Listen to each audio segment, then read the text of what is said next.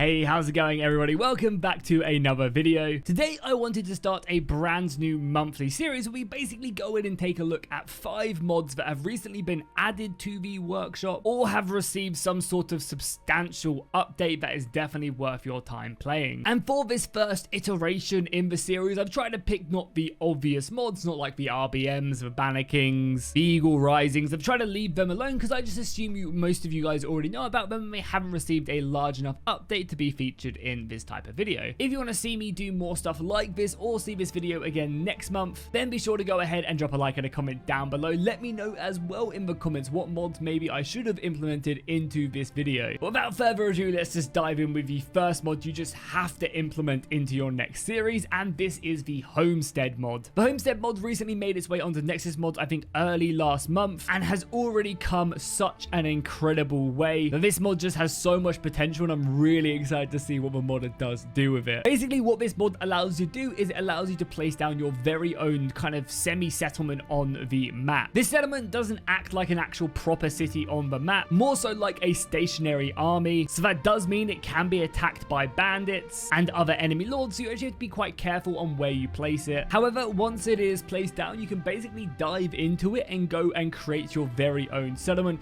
As of right now, there are a ton of different items you can mess around with. For example, you can go ahead and build fences, cooking pots, archery towers. You can even move on to stuff like torches, loads of variants of different tents. You can also build a whole range of actual self-sustaining buildings, which is really exciting. For example, right here, we've got a butcher's hut, which will go ahead and basically slaughter animals to provide you with meat, and that meat does go to your inventory or the camp's inventory. You can go ahead and have hog farms, sheep farms, wells for water, flax farms, which obviously produce flax, grain farms, which again helps to feed the camp itself. You can move over to musician tents, which is very exciting to keep the people happy, and a whole wealth more as you continue to progress. Right here, you can see a little camp that I have set up myself. So I've placed down every one of these buildings that you guys can go ahead and see. And I think it's a pretty cool job. I've got my own little camps right here for the lesser soldiers. The more wealthier and higher tier soldiers are up here. And you can see these are all the people that I've put in this camp to help work the fields, tend to the hogs that I've got there, and also to go ahead and chill and play some music. And I think this is just such a nice thing that you can go ahead and implement into your next campaign. Again, there's still loads to be done. There's stuff to go ahead and really combine this back to the campaign map. However, as of right now, being able to actually go ahead and sell the grain and other resources you make in your very own homestead is very exciting. I'd love to see more events, more buildings, more abilities to actually set up like industry and workshops would be so goddamn exciting. And the exciting thing is this mod is an absolute no-brainer to implement into your next campaign because it works with pretty much any other mod that you go ahead and implement. There should be very few conflicts. For example, as you can see, I'm currently utilizing it in my Realm of Thrones playthrough, and yeah, I've had no issues whatsoever. The next mod we'll be taking a look at is Anno, Domini, the Dark Ages. This is a mod that is actually bringing in assets from Total War Attila and the Anno Domini mod over on there into Bannerlord, and the mod has currently actually replaced the Sturgians and also the Valandians with Vikings and Saxons. And the assets, as you guys can see on your screen right now, look absolutely beautiful. They've gone ahead and completely changed up the 2 unit trees.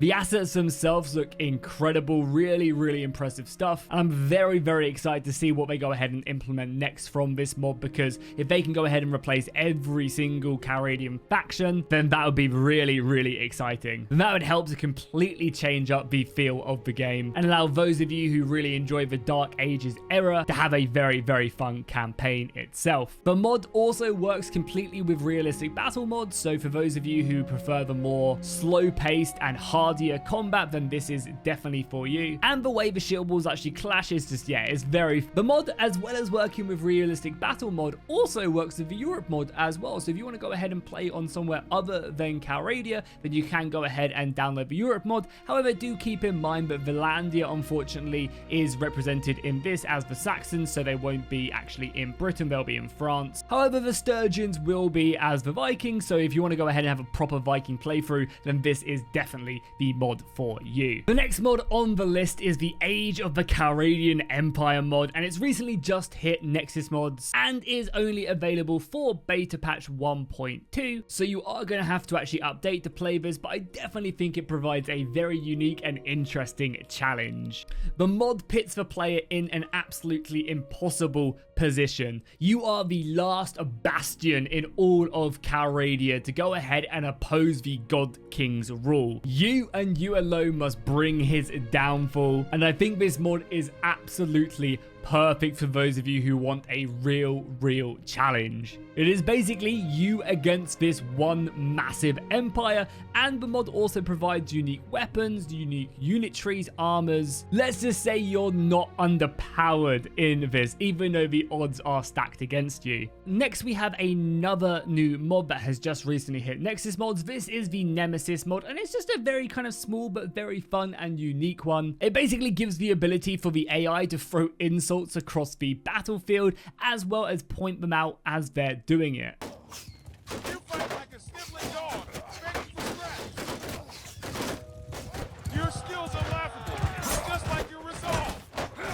As of right now, there are only 2 voices, male and female, and these are AI generated. However, later on down the line, the modder does want to go ahead and actually get proper voice lines recorded for this to implement it in, have the actual AI react to what's going on in the battlefield. So for example, if the left flank is breaking, you might get the AI shouting at you, "You may have destroyed the left flank, you dog, however, I will rally back." You know, something along them lines. Animations, as well as much more. However, I think as of right now, this is a great start for the mod. 50 unique voice lines is very cool. Having the icons and the names appearing actually gives a bit more life to the battle, that you're not just fighting this mindless horde of AI soldiers. And it also lets me like actually identify who I'm fighting a lot of the time, because I don't remember, you know, it's just blank Valandian soldier, blank Valandian lord. So this is a really cool one. I'm just being like, oh, you know, I fought against Durhart in this battle, and it was a really exciting engagement because he was calling me a mother's hen or whatever. Again, this is a very lightweight mod. It shouldn't conflict with pretty much any other mod that you're utilizing. So much like the Homestead mod, there's really no reason not to implement this one into your next playthrough. The final mod we're going to talk about today is the Assassin and Espionage, made by fellow Bannerlord YouTuber Artem. He has created something definitely very unique. You basically have an entire new way of playing Bannerlord. The mod itself adds in assassinations, kidnapping, torturing, the ability to scout out enemy positions with scouts, and a ton more. This is all done when you go ahead and secure yourself your very own castle or city. You can then ask your governor to go ahead and hire a spy master, which costs a pretty hefty sum because you're going to be doing some pretty powerful things. Then from this point on, you can start hiring a whole range of different agents, which will be able to go ahead and again do a whole bunch of different tasks like assassinating, kidnapping, and also a little bit of corporate espionage by burning down enemy workshops. These agents can be visibly seen on the campaign map, which I think is a really unique thing to do, so you can actually track the progress of your agents as they go off to go ahead and cause your dastardly mayhem. A lot of these operations as well can fail, and they can fail drastically. Sometimes you can go ahead and get the agent to flip over